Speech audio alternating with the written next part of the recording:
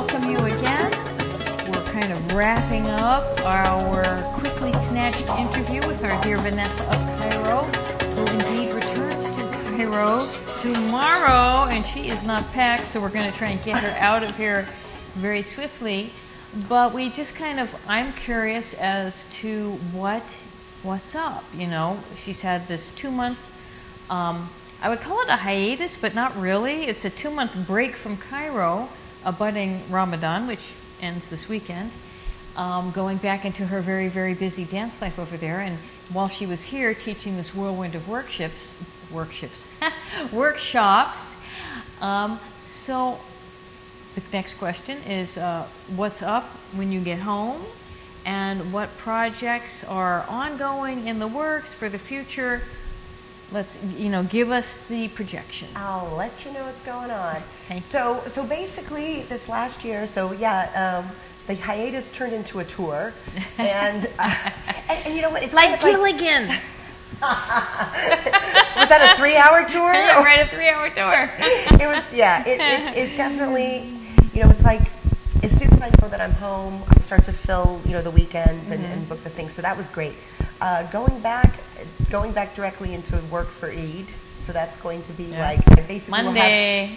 We'll have like a day to kind of recover and start to just gather my semblance of what's happening, and then get back to work. And then immediately after that, Nile Group starts, July 3rd through 10th.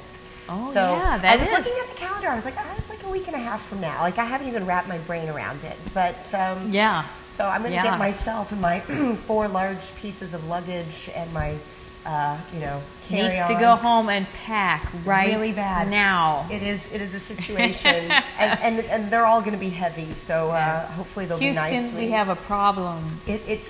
I told the driver, because he usually picks me up in like a normal sort of car. I'm like, we're going to need an SUV. We're going to need a limo. We're going to need a truck. But what's on the agenda? So going back, it will be, I get back into the work for Eid immediately, and then after that will be Nile Group.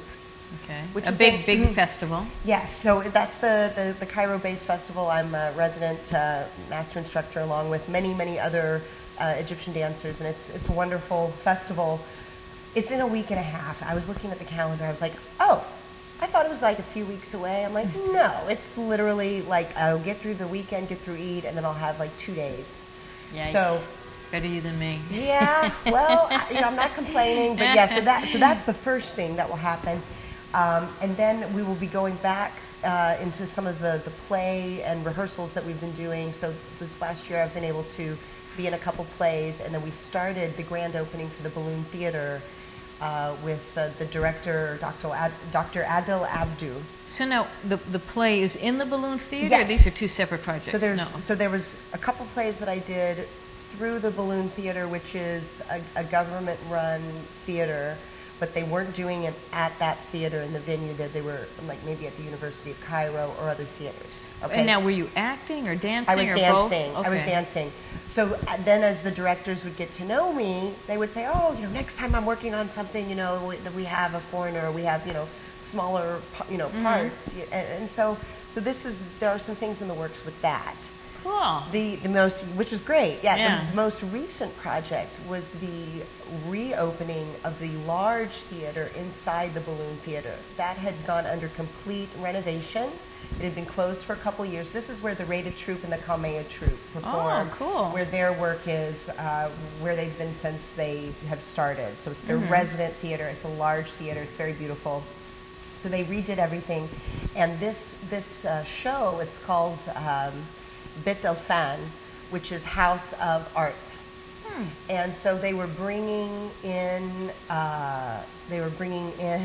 the Rated Troupe and the Kalmea Troupe and different various actors and singers from different time periods and different parts of the culture. Like a big variety show? Essentially, they made a play that was bringing in all of that to create that. So I was fortunate to be part of that, and they opened right before Ramadan. Then they had to close because of Ramadan, so they will be opening back up.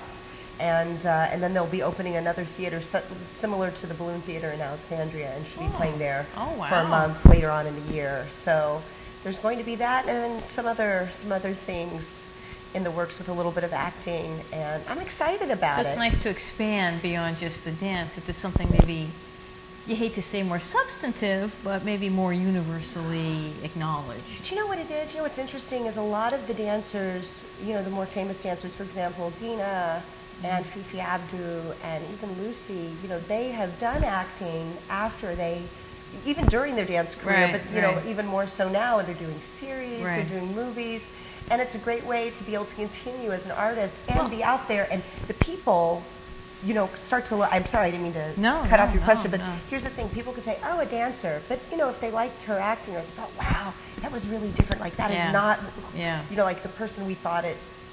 You know, wow, this role was really interesting, or you know, I really liked it when she played that lady. You know, so it just kind of gives people a sense to, you know, to see you.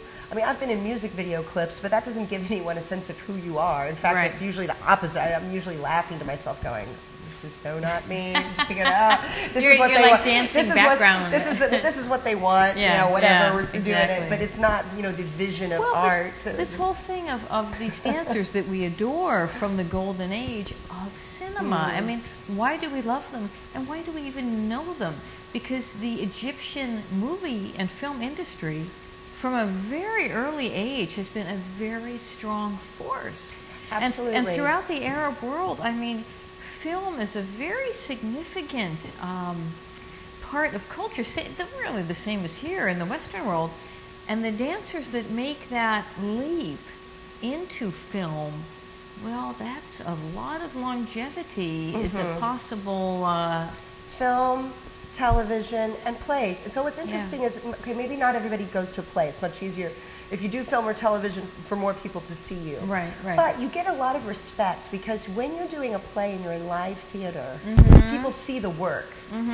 You know, unfortunately, well, it's like because Broadway. What is Broadway? You're going it's live in, plays. you're warming up, you're having to get ready, you're having to sing, you're having to talk, you're having to do your costume changes. You know, in real time. In real time. And so here's the thing, yes, people don't always realize what kind of work it is to shoot for a TV series or for movies. They don't understand you may not sleep, your schedule is crazy, you're up, you're having to go from scene to scene. Maybe they're not even going in the order, you're having to go in orders that don't even make sense, but they, you know, this person is available, or, you know, we need to do this to It's you. what the shooting schedule supports. Right, and sometimes it's not what your preference would be in any way, and it makes absolutely no sense. Like, even a music video I did once, I ended up doing acting scenes, all these different scenes, and then the dance scene. Well, I got there at midnight. In my makeup, I should have, at that time, in my mind, I thought, well, now's the time to do the dance scene, because I'm ready to dance. You're in mode. You're in dancer I'm also, mode. my makeup is fresh, my hair's still looking good, I have energy, you know, I just did a show, but I'm good. No. We did this scene, we did that scene, we did the outside when the sunlight was coming up. Because we've been up all night now. The sun's coming up, and now you're by the pool. Now you're walking down the stairs. Now there's this, there's that. Finally, at around 4 p.m. the next day, when I am literally wanting to cry because I'm so exhausted, and they're like, okay, belly dance scene. And I was really like, oh my gosh. You know, but you know, then you just kind of go, and you just do it. Make it happen. You know, you just make it happen. So with the theater and with the plays, the great thing about doing this kind of thing is you're working with other actors, you're working with other directors, and someone goes, hey, you know, there's this girl, and, you know, yeah, she can dance, but, you know, she can do these other things too. Or, you know, even for choreography, to help with that, to help with... It's kind of supporting that, it's not just supporting, but it's acknowledging and giving you kudos for your other skill sets. And it's really nice. It's really nice to have that and to start to break into that. So I'm excited for what the next year is going to bring. And I'll look forward to, you know, reporting back and keeping you updated. Absolutely. Well, and right now we are here, I mean, in the end of June, and we're not going to see our Vanessa for, gosh, about six months. 6 months. I should be back in January. So we're going to check back in and see what other exciting news we have